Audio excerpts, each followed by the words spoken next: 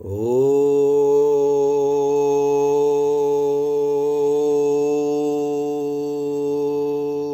नमो ब्रह्मण्य वासुदेवाय गोविन्दाय हिताय च ब्रह्मा मुरारिस्त्रिपुरान्तकारी भानुः शशि भूमिसुतो बुधश्च गुरुश्च शुक्रः शनिराहुकेतवः सर्वे ग्रहा शान्तिकरा भवन्तु। मित्रों, नमो ब्रह्मण्य वासुदेवाय। वासुदेव भगवान श्री कृष्ण को याद करना, उनको नमन करना। गोविंदाय हिताय च, गोविंद भगवान श्री कृष्ण को भी है और विष्णु स्वरूप स्वयं विष्णु जो भी हैं वो भगवान ही हैं, उन्हीं के रूप स्वरूप अनेकों हैं। सभी को नमन करने की परंपरा हमारी भारतीय संस्कृति में है और देवी देवताओं को तो है, साथ ही सज्जनों को भी है, आदर्शों को भी है। तो इसी तरह हमारे क्रियाकलापों को भी, हम क्या क्या कर्म करते हैं, क्या कैसे कुछ करते हैं, यही बात है। जो रविवार के दिन हम प्रातःकाल 9 बजे लाइव फेसबुक पर आते हैं, इस पे जो बात करते हैं, इसी तरह की कुछ बातें, कुछ तथ्य उजागर करते हैं। आज जो है बात पुरुषार्थ की है। पुरुषार्थ और प्रार्थना। पुरुषार्थ के धनी, पुरुषार्थ के मार्गदर्शक भगवान श्री कृष्ण से अधिक और कौन हो सकते हैं। दूसरे महापुरुष भी हैं, देवी देवता भी हैं, लेकिन भगवान श्री कृष्ण सर्वोपरि हैं। तो कैसे उन्होंने पुरुषार्थ का ज्ञान अर्जुन को कुरुक्षेत्र के रण पर भी दिया, वह एक बात, और साथ ही कब किस चीज की जरूरत पड़ती है, प्रार्थना से भी कुछ मिल जाता है,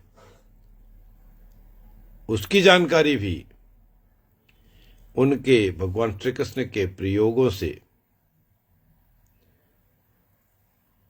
झलकती है। वह प्रयोग कैसा था? अर्जुन को जो उन्होंने संवाद किया, अर्जुन को जो आदेश दिया, जो उपदेश दिया, यह बात तो हम याद रखते हैं। प्रार्थना, जब द्रौपदी का चीर हरण हो रहा था तो द्रौपदी ने भगवान श्री कृष्ण को याद करते हुए प्रार्थना की, तो वह उनकी साड़ी, उनके वस्त्र जो थे इतने लंबे हो गए कि दुशासन आदि भी थक गए, वह वस्त्र, वह कपड़ा कम नहीं हुआ। तो ये प्रार्थना की और पुरुषार्थ की सीमा है, ऐसा उसका ज्ञान है, विज्ञान है, विवेक है।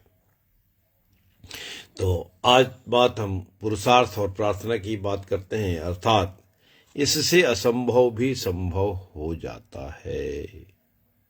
और हमारी तो संस्कृति ही, हमारी संस्कृति के मूल में ही, अर्थात भारतीय संस्कृति के मूल पे ही, वैदिक संस्कृति के मूल पर ही, शुरुआत से ही शिष्टाचार, विनम्रता, सभ्यता, सभ्य संवाद, धार्मिक संस्कार, मान्यताएं, हमारे मूल्य और न जाने क्या कितनी अनगिनत बातें, इनका समावेश हमारी संस्कृति में, हमारी वैदिक संस्कृति में है।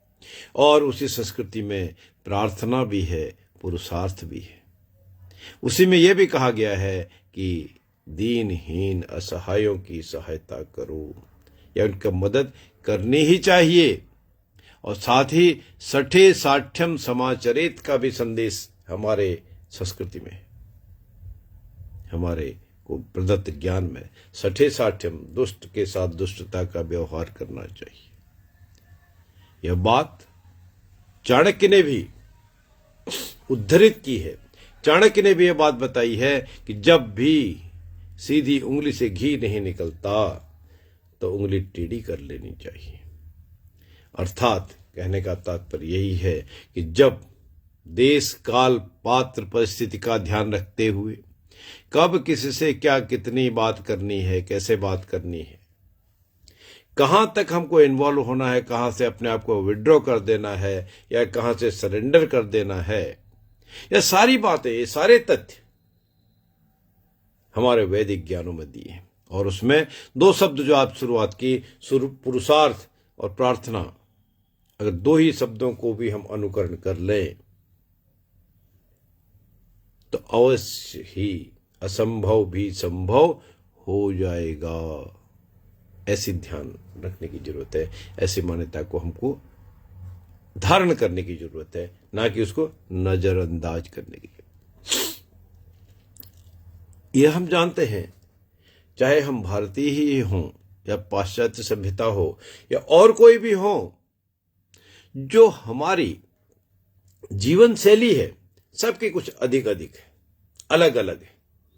और आज के इस विकासमयी समय में, जमाने में आधुनिकता को हर कोई अपना रहा है। और आधुनिकता को अपनाएं, प्रोग्रेसिव तो रहे मित्रों, लेकिन साथ ही अपनी परंपरा और मूल्यों की तिलांजलि ना दें। परंपरा और मूल्य जो हमारे हैं उनका ध्यान तो बहुत हर तरफ से, हर जगह से रखना ही चाहिए, उनका ध्यान हमको रखना ही पड़ेगा। और इन परंपरा और मूल्यों का ध्यान रखेंगे तो हमारे संस्कार भी, हमारे कर्म भी उस आधुनिकता को और अधिक सुगम, सुरीला, मधुर और प्रोग्रेसिव अर्थात उन्नतिकारक बनाने में मार्गदर्शन करेंगे, हमको सहायता ही देंगे। फिर एक बात, जो हमारा कर्तव्य है, यह हमारा मित्र कर्तव्य ही है कि हम अपनी अंतरात्मा की आवाज को सदा सुने, उसका अनुसरण करें, उसको अनुकरण करें। और वैदिक ज्ञान रूपी जो आवाज हमारे अंतरात्मा से निकलती है, वह हमारी संस्कृति के वांग्मय को हमारे स्वयं के द्वारा, सर्वप्रथम अपने द्वारा अच्छे कर्म करने की प्रेरणा देती है। और उसी प्रेरणा से, उसी संस्कृति से उत्थान भी होता है, उद्धार भी होता है, क्योंकि उसी प्रेरणा का जो संस्कृति वांग्मय से निकली थी, हमारे अंतरात्मा से निकली थी, उसी प्रेरणा का अनुसरण करके तो मर्यादा पुरुषोत्तम भगवान श्री राम ने कार्य किए। उसमें चाहे वन को प्रस्थान करना हो,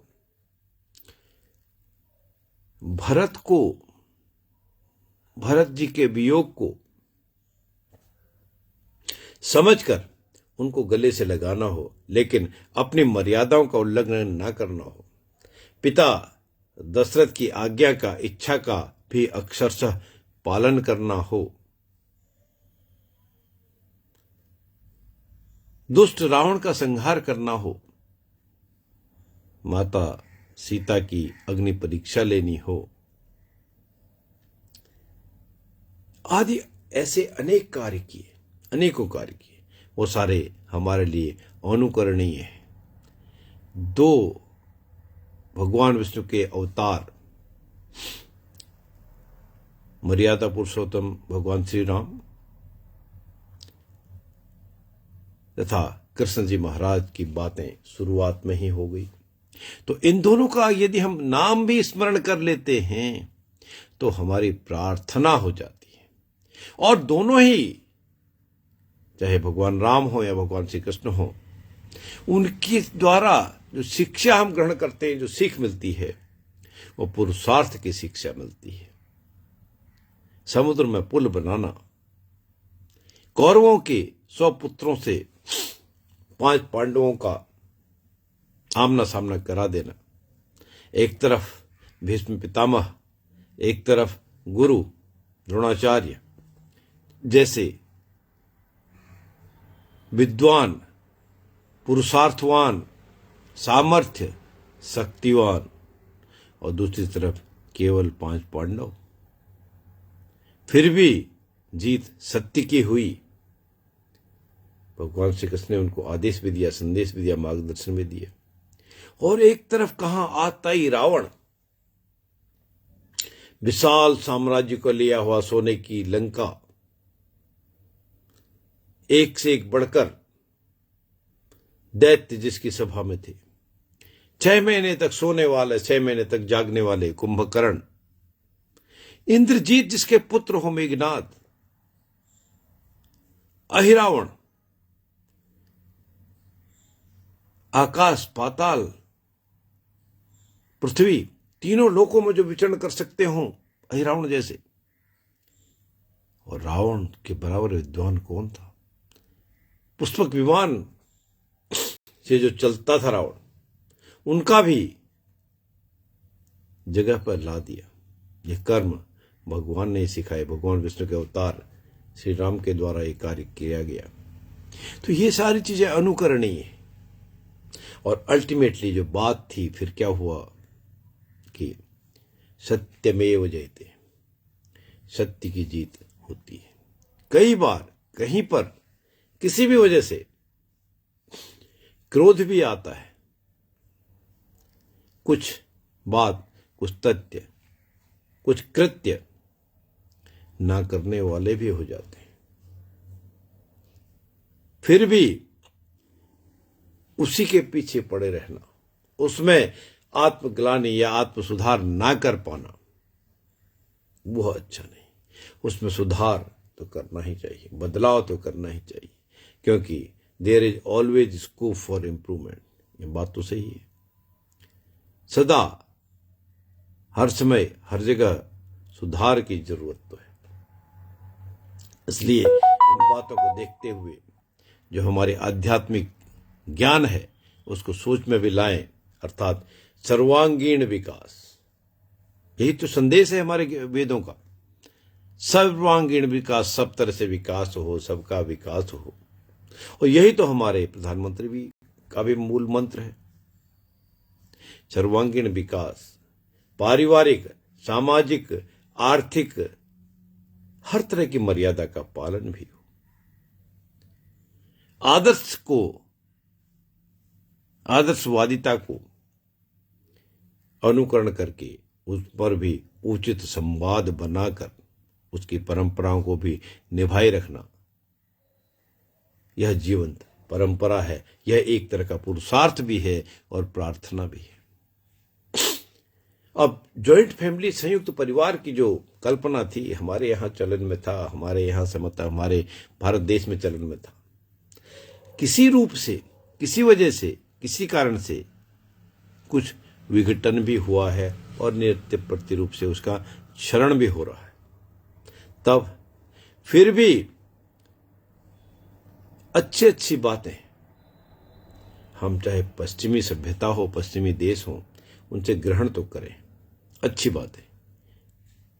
लेकिन बिटर बिटर जो चीजें हैं, कड़वी कड़वी जो बातें हैं, बेकार की जो बातें हैं, लेग पुलिंग की जो बातें हैं, उनको त्याग दें। और इसके लिए जरूरी है अनुशासन होना। अनुशासन कहीं भी, कभी भी, किसी भी वजह से कहीं हो तो अनुशासित होने से संगठित भी रहता है, संगठन भी बनता है, मजबूत भी होता है, और यह पुरुषार्थ भी उसका बना रहेगा। अनुशासन चाहे हमारे नित्य प्रति व्यायाम का हो, हमारे भोजन का हो, हमारे बोलने का हो, हमारे वर्किंग का हो, एक्टिविटीज का हो, किसी भी तरह का अनुशासन हो। दवाई भी लेनी है, औषधि भी लेनी है, तो अनुशासन से हमने नहीं ली तो उसका कोई उपचार नहीं होगा।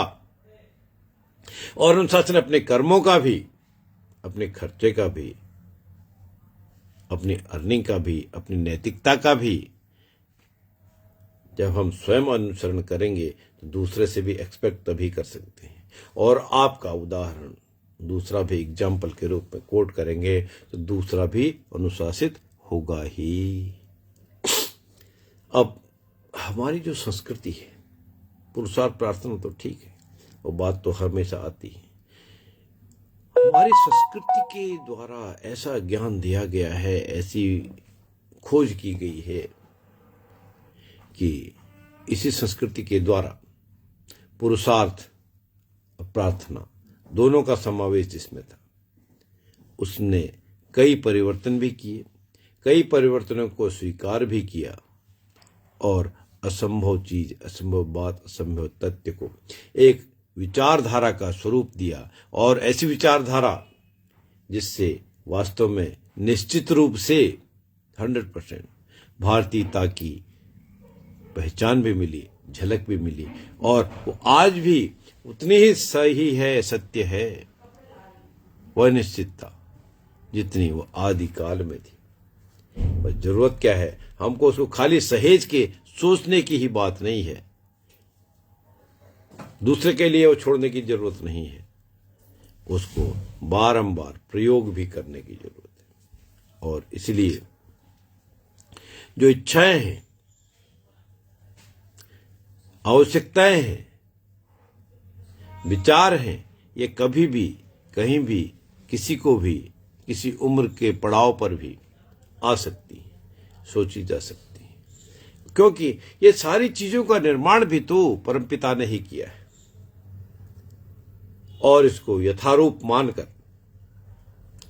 गीता भी जो प्रस्तुत की जाती है, यथारूप, यथास्वरूप, एक हेडिंग उसमें दे देते हैं, तब उसको ऐसे ही मानकर उसका अनुकरण करने की कोशिश की जाए तो सुंदरता, सुखमय, समृद्धि, वातावरण और अधिक सुविधाओं का सृजन भी हो सकता है। सृजन तो हो, जो कुछ भी है, लेकिन सृजन के साथ विनाश की बात, उस चीज को छोड़ दिया जाए। जब बात कर रहे थे पश्चिमी बातों की, पश्चिमी सभ्यता की, पश्चिमी देशों की, उनमें से अच्छी बात, स्वीट थिंग्स, एक्सेप्ट करने वाली, अडॉप्ट करने वाली, एडेप्टेबिलिटी की बात को तो हम जरूर अपनाएं। लेकिन जहां पर विनाश की बात हो, नेगेटिव बात हो, लेग पुलिंग की बात हो, कदाचार व्यभिचार की बात हो, ऐसे तथ्य हों, उनको त्यागना भी चाहिए। और त्याग भी शुरुआत करने से धीरे धीरे, सने ही सही, वो दूर भी हो जाएगा। तो अल्टीमेटली फिर क्या होगा? ये जितना डिफरेंस ऑफ ओपिनियंस हैं, वैचारिक भिन्नता है, कायिक भिन्नता है, सोच की भिन्नता है, वह सब दूर तो होगी, उस पर ब्रेक भी लग जाएगा। और ब्रेक ऐसा लग जाएगा कि बिल्कुल एकदम जाम हो जाए, फिर आगे पीछे नहीं कुछ भी मूव करेगा। तो अंततोगत्वा क्या हो गया, अल्टीमेटली क्या होगा, हमारा पुरुषार्थ ही काम आएगा। इसी पुरुषार्थ से, इसी प्रार्थना से, क्योंकि भगवान को बहुत प्रिय है, भगवान को तथ्य बहुत प्रिय है क्या, कि जो करने की कोशिश तो करता है, असहाय ही क्यों ना हो, सहायक ही क्यों ना हो, नंबर 1। दूसरी बात, जिसकी इच्छा तो हो, जिसमें प्रेरणा तो हो। और तीसरी बात, जो भगवान को निमित्त मानकर उनसे प्रार्थना भी कर ले, अपराध होने पर अपराध बोध भी उसको हो, क्षमा भी मांग ले, तो फिर पुरुषार्थ और प्रार्थना, उसके फल और अधिक मजबूत अवश्य मिलते हैं। इसलिए मित्रों, हमारे यहां तो वैदिक संस्कृति में तो यज्ञ के बाद भी, बहुत विद्वानों के द्वारा वो कर्मकांड किए जाने के बाद भी, भगवान से क्षमा मांगने की प्रार्थना परंपरा है, प्रार्थना के रूप में। प्रार्थना कैसे है? अपराध सहस्त्राणि क्रियन्ते अहर्निशं मया, दासो अयमिति मां मत्वा क्षमस्व परमेश्वरी। यज्ञ की पूर्णाहुति के बाद ऐसी परंपरा है, ऐसी मान्यता है, भगवान से, देवी देवताओं से माफी मांग ली जाती कि हे परमेश्वर, हमारे द्वारा अपराध सहस्त्राणि, बहुत से अपराध किए गए हैं, किए गए होंगे, जिनको हम सोच भी नहीं सकते, गिन भी नहीं सकते, और उससे लिमिट भी कुछ नहीं है, मैं भी नहीं कुछ समझ सकता उसके लिए। तब दासो अमिति मामत्वा, मुझे अपना एक तुच्छ दास समझकर, सेवक समझकर माफ करना। क्षमस्व परमेश्वरी, है भगवान, हे परमपिता, हमको माफ करना। ऐसी बात तो बताई गई है। और साथ ही यह भी कहा गया है कि कोई कितना भी प्रकांड विद्वान क्यों ना हो, उस अपराध की बोध की माफी के साथ ही दूसरी बात भी है। दूसरी बात यह है कि मंत्रहीनम क्रियाहीनम भक्तिहीनम सुरेश्वरी यत पूजितम मया देवी परिपूर्णम तदस्तु मे। वो विद्वान याचना करते हैं मंत्रहीनम क्रियाहीनम, हे परमपिता, हे परमेश्वर, मैं तो मंत्र भी नहीं जानता, क्रिया भी नहीं जानता, पता नहीं जो लिखित मंत्र हैं, जो मैंने कंठस्थ किए हुए हैं, जो मुझे याद है, जो मैं प्रैक्टिस करता हूं, वह सही है या गलत है, यह तो मैं नहीं जानता। क्योंकि मुझे जैसे बताया गया, जैसे मैंने सीखा, जैसे मैंने पढ़ा, वैसे ही प्रैक्टिस कर रहा हूं। जैसी विधि है वो भी वैसी प्रैक्टिस कर रहा हूं। और भक्ति भी मैं सही कर रहा हूं या नहीं, इसका भी मुझे ध्यान नहीं है। यत पूजितम मया देव, हे परमेश्वर, जैसे भी मेरे द्वारा, मेरे यजमान के द्वारा जैसे भी आपका पूजन अर्चन किया गया, परिपूर्णम तदस्तु मे, उसी को सही मानकर, पूर्ण मानकर हम पर, मेरे साथ मेरे यजमान पर भी आशीर्वाद बनाए रखें। ऐसी प्रार्थना करने का विधा, अपराध के लिए क्षमा मांगना और प्रार्थना करने का अंत में भी किसी भी अश्वमेध यज्ञ ही क्यों ना हो, उसके लिए भी यही उदाहरण, यही संदेश, यही आदेश हमारे ग्रंथों में भी दिया है। तो फिर ये सब करने से हमारी पुरुषार्थ तो बनेगी, बढ़ेगा ही, और हमारी प्रार्थना भी उद्धरित होगी, चरितार्थ होगी, फलितार्थ होगी। तो क्यों ना हम अपने पुरुषार्थ को जगाएं, जगा हुआ है जितना कर रहा है उसको कुछ और बढ़ाएं, थोड़ा सा और उसमें ऐड कर लें। और प्रार्थना को भी चाहे मंदिर में आप बैठ के करें, अपने स्थान पर बैठ के करें, कार्य स्थान पर बैठ के करें, या कहीं और आप जा रहे हो, जब भी यथाशक्ति तथा भक्ति जिस रूप में हो, गीता का नाम लिया हमने, गीता में यथारूप यथास्वरूप लिखा जाता है, अक्सर ग्रंथों में मैंने देखा है। उसकी कमेंट्री किसी ने भी लिखी हो, अर्थात श्रुति स्मृति के द्वारा, वेदों के द्वारा, पुराणों के द्वारा जो व्यास जी ने सुनकर अपने पिता ब्रह्मा जी के मुख से, जो मुखारविंद से जो सुना, उसी को लिखा उन्होंने, कुछ चरितार्थ किया। फिर आज के समय के विद्वानों ने जैसे उसकी कमेंट्री उनको समझ में आई, जितनी याद रहा वैसे की, वही यथारूप है। अर्थात भक्ति में कमी नहीं, संदेश में कमी नहीं, मनसा वाचा कर्मणा, जो कर दिया उसी को यथास्वरूप मानने की प्रार्थना परमपिता से की जाती है। तो यह पुरुषार्थ में भी चार चांद लगाती है, और प्रार्थना का तो फिर कहना ही क्या, क्योंकि भगवान भोले भंडारी तो हमारे देश में हम सब जानते हैं। भगवान शिव ऐसे हैं, क्षणे रुष्टा क्षणे तुष्टा, थोड़ी सी बात में प्रसन्न हो जाते हैं, और जो कुछ चाहें वो आशीर्वाद स्वरूप दे भी देते हैं। तो इसलिए पुरुषार्थ और प्रार्थना को सामंजस्य बना के हम प्रयोग करते रहें। आपने ध्यान से बातें सुनते हैं, धन्यवाद, साधुवाद। आने वाले रविवार के दिन प्रातःकाल 9 बजे फेसबुक लाइव पर फिर कुछ और बातों, तथ्यों के साथ सम्मुख होंगे। तब तक के लिए जय श्री राम, जय जय श्री राम।